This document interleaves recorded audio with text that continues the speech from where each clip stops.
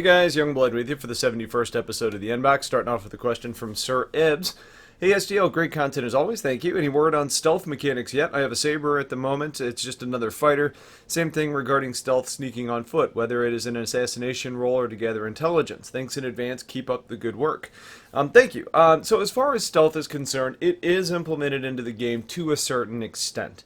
We did get word in a couple ATVs ago that they're actually working on some of the things that are going to impact overall signature. So things like power output and heat output. Some of that being done through item system 2.0, specifically in regards to like the piping and how that all works. So right now, the Saber does have a lower signature output than some of the other ships, but there's a couple things that are going to be adjusted. For example, what I just mentioned, as well as the fact that where we're playing today is a relatively small space, specifically an Arena Commander. So, the stealth mechanics there don't really make a whole lot of a difference. I mean, it's a little bit prevalent as far as when ships get identified on your signature or on your scanner.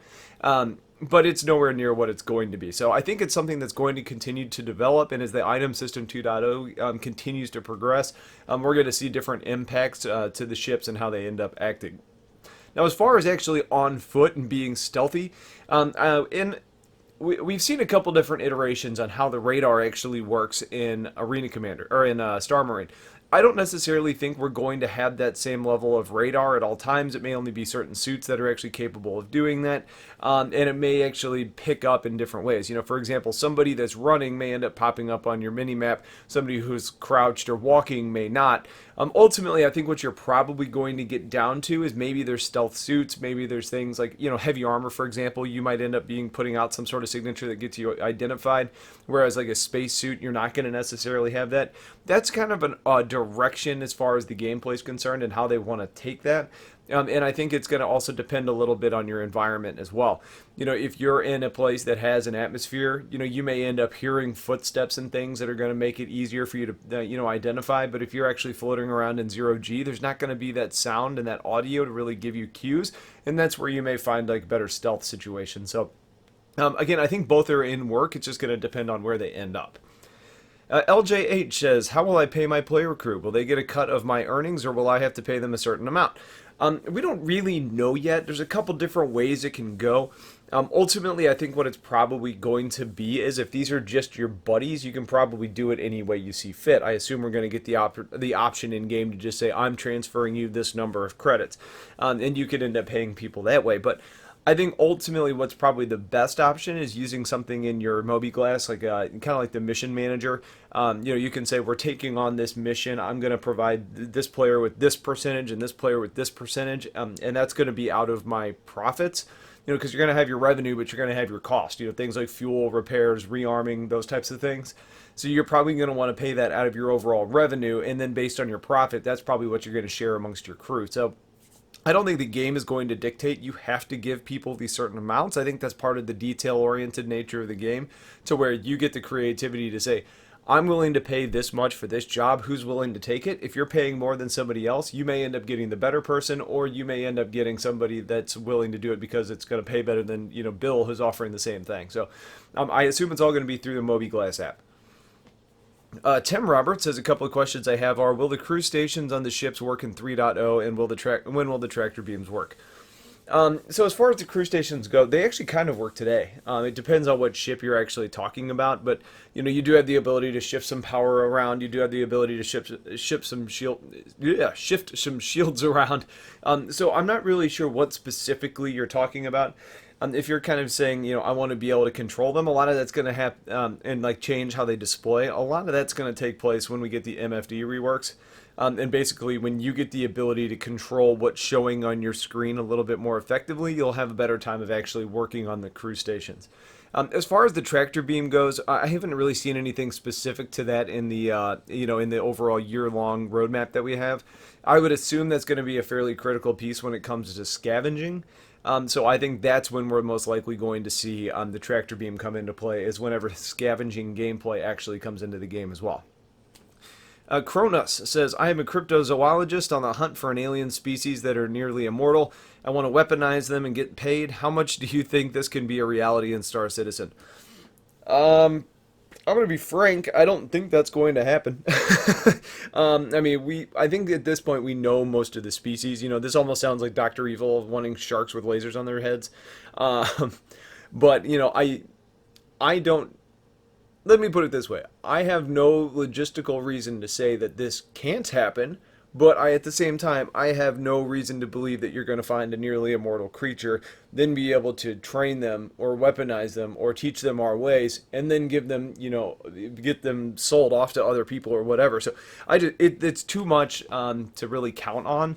I think you're going to be able to find alien species. Some of them may be nearly immortal. I think the tricky thing there is going to be how do you get them weaponized? And are you talking about giving sentient beings weapons?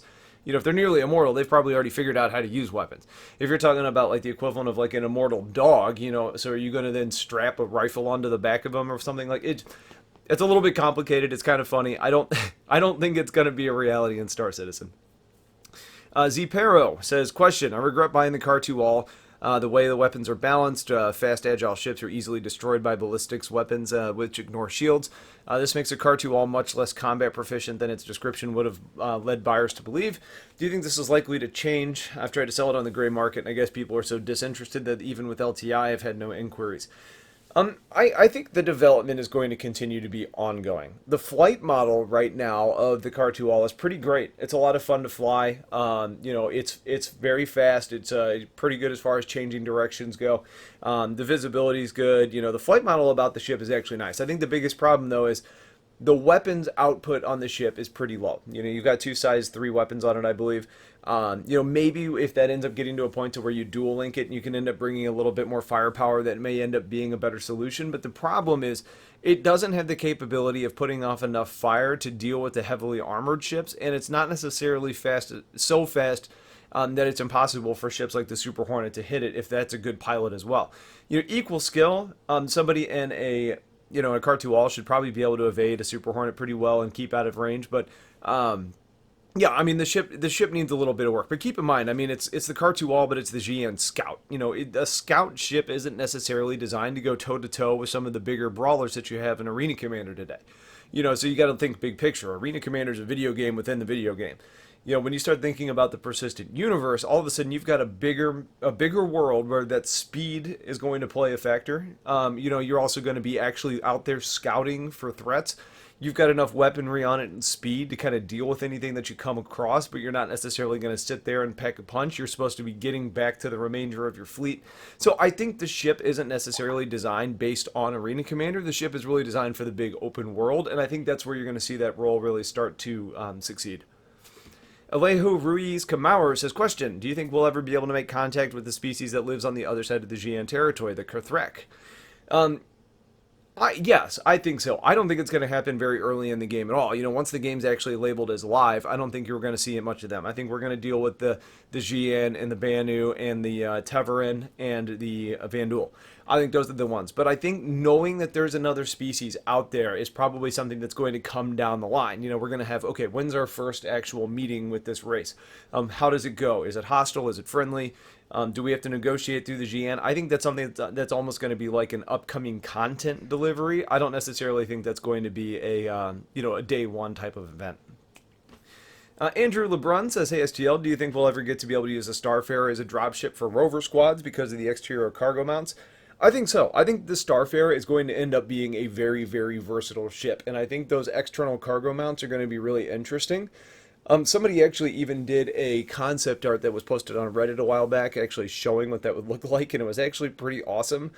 So I think that's something that we might actually see. The question becomes, do they have to be stored in crates? Then you drop the crates, and then they can be deployed from there. I think that's the easy option. I think the other possibility is that there ends up just being a mount on top of like an Ursa Rover, for example, that allows to snap in place. So you just land, drop, and people can go. So again, if it's in a crate, I think that's something that we can pretty much count on. If it's in, just a direct connection, that kind of depends on what the modularity of the rovers actually end up being like. And our last question is from Jesus Lel. I have a question about the actual Gatling mechanic. Do you know anything about plans to make them realistic? Because right now they are inferior to Gatlings like the A-10s. The rate of fire should be 10 times increased, and the spool up time should be reduced to 1/10 of a second or completely removed. Yeah, I don't know. I mean, as far as what their plans are, I don't know. I can say if things are going to change, it's going to be based around balance and what they actually want the weapon to perform like. Um, I agree. The Gatling guns in game today feel a little bit underwhelming compared to something like the Gal 30 or something that's on the A10. Um, but yeah, I mean, it's really going to be more surrounding balance and how things actually perform. Right now, the Gatling guns are actually pretty good. I mean, the spool up time is longer than it needs to be. The range is relatively low. But the damage when you land a consistent stream of those bullets is pretty overwhelming, especially when you can get, three of those in a Revenant on a Super Hornet, or really any of the Hornets. That becomes a really potent force that needs to be dealt with. So, um, I don't necessarily think you're going to see them be made better. I think you may see some changes to them, though. Like maybe the damage comes down a little bit, but there's a drop off in the spool uptime. Or maybe, both of those things happen and you have a little bit less overheating. I think you're going to see small tweaks, but not necessarily like this thing's going to get more damage, less spool uptime, and a longer time before heat up. So like I think you're going to see tweaks, but not major changes. So that's this episode of the Inbox. If you have questions for the show, please get them in the comments. Otherwise, I appreciate you guys watching. Stay tuned for more and have a wonderful day. Take care.